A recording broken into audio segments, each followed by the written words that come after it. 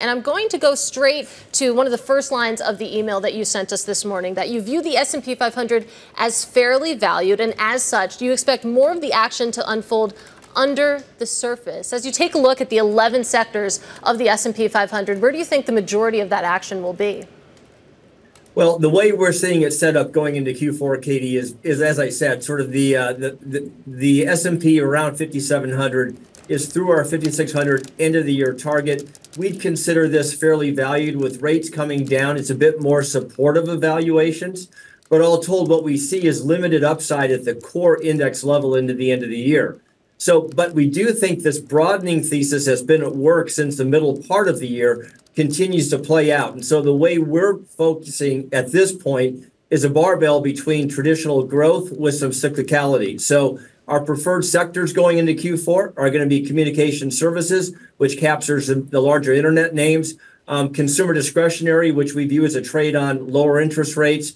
We've also more recently upgraded energy as what I would refer to as a contrarian opportunity into the end of the year. And then we stick with an overweight on the financials, particularly via the banks. I'm really glad you mentioned the consumer sector here, consumer discretionary. It was obviously a very loved trade over the last couple of weeks here. But you have that jobs report on Friday. If you see weaker than expected data, how do you play that, Scott? Do you actually dive deeper in because of the prospect of further cuts that could be steeper than expected? Or do you stay away because you worry that the macro is weakening too much?